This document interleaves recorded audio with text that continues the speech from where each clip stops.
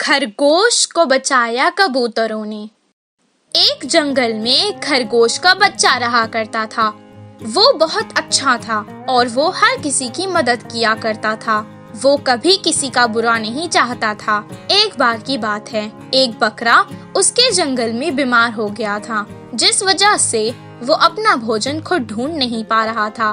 तब वो खरगोश का बच्चा उस बकरे के पास आया और कहने लगा, दोस्त, तुम परेशान मत हो, मैं तुम्हारे लिए भोजन लेके आता हूँ। वो अपने छोटे छोटे हाथों से घास लेकर आया और बकरे को दे दी और कहा, जब तक तुम ठीक नहीं हो जाते, मैं ही तुम्हारा भोजन यहाँ ला कर दूंगा। तुम्हें परेशान होने की जरूरत नहीं है। इसी तरह कुछ दिन गुजर गए और उसने एक दिन देखा कि एक गधे के पैर में कांटा चुभ गया था। उसे देखकर खरगोश ने कहा, दोस्त, तुम मुझ पर भरोसा करो, मैं धीरे से तुम्हारे पैर का कांटा निकाल दूंगा। उसने धीरे से अपने दांतों से उस कांटे को खींचकर निकाल डाला और वो गधा आराम से चलने लगा। कुछ दिन बाद उसने एक कौवे को जमीन पर जख्मी पड़ा हुआ देखा। वो जल्द वहाँ से गया और एक आयुर्वेदिक पत्ता ले आया। वो उसे उसके जख्म पर मलने लगा। वो कुछ दिन तक उसकी खिदमत कर रहा था। कुछ दिन बाद वो ठीक हो गया तो खरगोश ने उससे कहा, अब तुम बिल्कुल ठीक हो और आराम से उड़ सकते हो। ऐसे ही वो हर बार किसी न किसी की मदद करते रहता था। एक दिन दो शिकारी जंगली कुत्ते उसके पीछे पड़ गए। वो उनसे अपनी जान बचाकर भागने लगा। तब उसे रास्ते में वो बीमार बकरा मिला। तब उसने उससे कहा, मैं बहुत बड़ी मुसीबत में हूँ, मुझे बचा लो ना मेरे दोस्त। नहीं, मुझे काम है, बाद में आना। वो निराश होकर वहाँ से भागने लगा और उसे अब रास्ते में वो गधा नजर आया। दोस्त, मेरे पीछे जंगली कुत्ते पड़े हैं, मुझे उनसे बचा लो ना। नहीं नहीं, मुझे अभी बहुत ज्यादा काम करना है, जाओ यहाँ से। एक पत्थर पर कौवा बैठकर उसे देख रहा था। उस खरगोश को अपनी ओर आते हुए देखकर कौवे ने कहा, बाप रे, ये तो मेरी तरफ ही आ रहा है। वो डर कर तुरंत हवा में उड़ गया। बेचारा खरगोश, उसने हर किसी की मदद की, किसी ने भी उसके मुश्किल समय में उसकी मदद नहीं की। तभी आकाश में दो कबूतर उड़ रहे थे।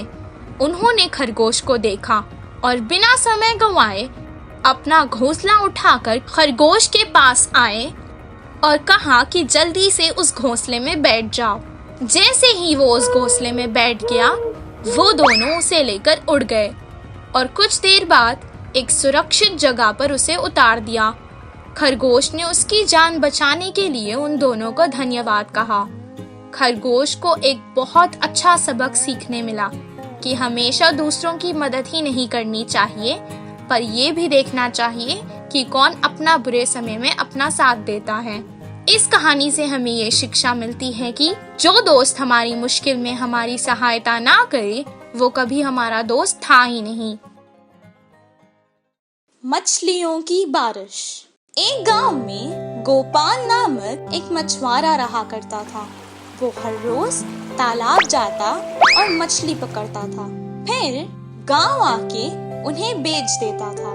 इससे जो पैसे उसे मिलते, वो सब कुछ अपने परिवार को पालने में लगा देता था। ऐसे ही बहुत दिन गुजर गए। एक दिन शहर से एक बहुत बड़ा मछलियों का व्यापारी उनके गांव आया। उसका नाम हरी था। वो गांव में एक दुकान खोलने आया था।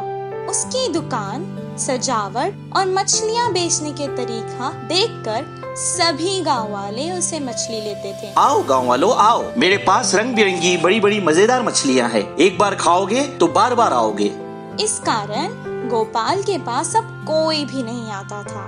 गोपाल को उदास देखकर, ए गोपाल, तुम्हें नहीं पता, मेरी हर गांव में और हर शहर में दुकान है। मैं तुमसे बहुत बड़ा व्यापारी हूँ। तुम्हारे पास जो मछलियाँ है ना, वो बहुत छोटी और फीकी है।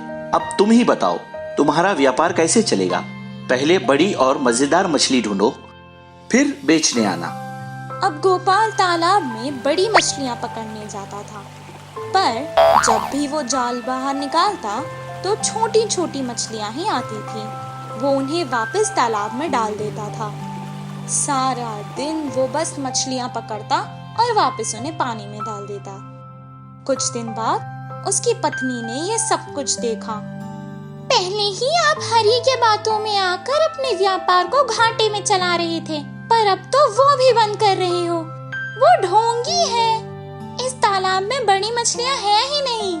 जो तुम्हें छोटी मछलियां मिल रही हैं, तुम वो भी वापस तालाब में क्यों डाल रहे हो? जितना तुमसे हो पा रहा है हम उसमें ही खुश हो जाएंगे। तुम्हारे साथ खाना खाने के लिए हम सब ने अब तक कुछ भी नहीं खाया है। चलो घर चलो। उस तालाब में एक देवी भी रहा करती थी।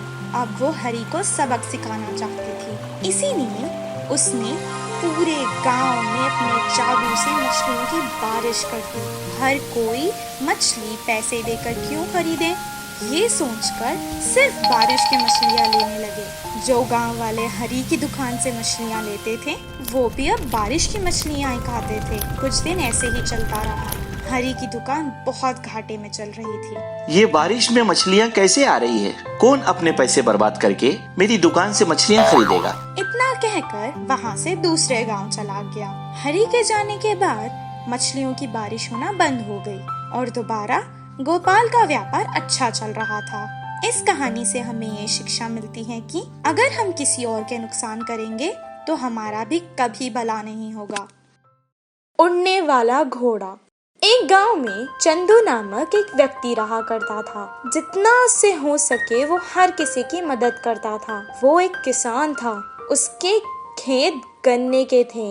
इस साल उसकी फसल बहुत अच्छी और ज्यादा हुई थी। उसके खेत के गन्ने इस साल सबसे मीठे थे। वो सोच रहा था कि जैसे ही उसकी खेती पूरी हो जाएगी वो उसे बेचकर कुछ पैसे जमा कर लेगा। एक दिन जब वो खेत पर आया तो उसने देखा कि उसके कुछ गन्ने आधे कटे हुए थे। मेरे खेत के गन्ने सबसे मीठे हैं। शायद इसी के कारण किसी ने इनमें से कुछ गन्ने काट कर ले लिए हैं। वो मुझसे मांग लेते तो क्या मैं नहीं देता? चलो कोई बात नहीं। दूसरे दिन जब वो आया तो और ज्यादा गन्ने कटे हुए थे। उसने कहा, अरे आज भी कोई गन्ने काट कर ले गया है। मेरे खेत से रोज गन्ने क्यों चोरी हो रहे हैं? मेरा तो कोई दुश्मन भी नहीं, शायद कोई दूसरे गांव का आदमी होगा। ठीक है। ऐसे ही कुछ दिन गुजर गए और आधा खेत खाली हो गया था। चंदू अब और बर्दाश्त नहीं कर सकता था। वो अब इस चोर को पकड़ना चाहता था। एक रात वो अपने खेत में छुपकर उस चोर का इंतजार करने लगा। तभी उसने देखा कि एक घोड़ा आसमान से उड़कर खेत में आ गया। चांद की रोशनी में वो चमक रहा था। उसे देखकर चंदू आश्चर्यचकित रह गया। अच्छा, तो मेरी फसल को चुराने वाले तुम हो? आज तो मैं तुम्हें पकड़ लूंगा। वो जैसे ही उसे पकड़ने के लिए आगे बढ़ा, घोड़ा आसमान में उड़ने लगा। चंदू उसे जाने नहीं दे सकता था। उसने तुरंत उसकी पूंछ पकड़ ली और वो भी घोड़े के साथ आसमान में उड़ गया। घोड़ा एक जादुई जगह पर जाके रुक गया। चंदू भी वहाँ पहुँच गया। वहाँ सब कुछ सफेद रंग का था। वो इस सब को देखकर हैरान रह गया। कुछ देर यहाँ वहाँ घूमने लगा और अचानक उसकी नजर एक विशाल आम के पेड़ पर पड़ी। उस आम के पेड़ पर सोने के आम लगे थे। घोड़ा चंदू के पास आया। चंदू, तुम इस सोने के आम को अपने साथ ले जाओ। इससे तुम्हें कभी किसी चीज की आवश्यकता नहीं होगी। नहीं नहीं, मुझे ये सोने के आम नहीं चाहिए। चोरी करना पाप है। मैं यही बात समझाने के लिए तुम्हारे साथ यहाँ तक आया हूँ। शाबाश, मुझे तुम्हारी बात बहुत अच्छी लगी। तुम बहुत अच्छे इंसान हो। यहाँ पर हीरे, मोती, सोना, चांदी सब कुछ है, लेकिन खाने के लिए कुछ भी नहीं। इसलिए मैं तुम्हारे खेत से हर रात मीठे गन्ने खाता हूँ। तुम्हारी दुनिया में खाने को सब कुछ है, लेकिन फिर भी तुम्हारे लोग इस सोने चांदी को ज्यादा महत्व देते हैं। तुम्हें इसमें से कुछ नहीं चाहिए। तुम्हारी ये ईमानदारी मुझे बहुत पसंद आई। इतना कहकर घोड़े ने एक टोकरी में सोने के आम लिए और चंदू को उसकी पीठ पर बैठा लिया। उसे वापस उसके घर पर छोड़ दिया और आम की टोकरी उसे दे दी। इस कहानी से हमें ये शिक्षा मिलती है कि चोरी करना पाप है। दो बकरियों की लड़ाई। एक जंगल के बीच में एक बहुत गहरी नदी हुआ करती थी। उस नदी को पार करना बहुत मुश्किल था, इसीलिए उस नदी के बीच में एक लकड़ी का चकला लगा हुआ था। वो चकला एक पुल की तरह था। वो एक ही सहारा था उस नदी को पार करने का। वो पुल बहुत पतला था, इसी कारण उस पार सिर्फ एक ही जन चल सकता था। एक दिन उस नदी के दोनों किनारों पर दो बकरियां थीं। वो दोनों ही उस नदी को पहले पार करना चाहती थी। वो दोनों अपने अपने कबीलों की मुख्य बकरियां थीं। वो दोनों एक ही समय पर चकले पर चढ़ गई। वो दोनों एक दूसरे को देखते देखते आगे बढ़ रही थी। जब वो दोनों बीच में आ पहुंची तो एक बकरी ने दूसरे बकरी से कहा, पता भी है कि मैं कौन हूँ। मैं इस पुल पर पहले आई थी, इसलिए मैं ही पहले इसे पार करूंगी। तुम चुपचाप पीछे हट जाओ। दूसरी बकरी को बहुत गुस्सा आया और वो बोली, तुम्हारे बारे में मालूम करने का मेरे पास वक्त नहीं। इतना काफी है कि तुम बेवकूफ बकरी हो। क्योंकि तुम्हें पता था कि मैं आगे से आ रही हूँ तो तुम उस पुल पर चढ़ी ही क्यों? अब हटो, मुझे जाने दो। शायद तुम्हें पता नहीं, मैं इस इलाके की मुखिया हूँ, इसलिए तुम मुझसे नहीं जीत सकती। तुम्हें वापस जाना होगा। अच्छा, शायद तुम्हें नहीं पता कि मैं अपने इलाके की मुखिया हूँ और मैं कभी भी हार नहीं मानती। मुझे आगे जाना है, मेरा समय बर्बाद मत करो। दोनों बकरियां अपने अपने अहंकार को लेकर लड़ पड़ी। लड़ते लड़ते बात बहुत आगे बढ़ गई। जब बातों से कुछ हल नहीं मिला तो पहली बकरी ने दूसरी बकरी को अपने सींग से धक्का देने की कोशिश की। दूसरी बकरी को बहुत गुस्सा आया, उसने भी अपने सींग से वार किया। लड़ाई के दौरान दोनों बकरियां के सींग टूट गए, लेकिन फिर भी दोनों ने हार नहीं मानी। वो एक दूसरे को धक्का देकर लड़ रहे थे।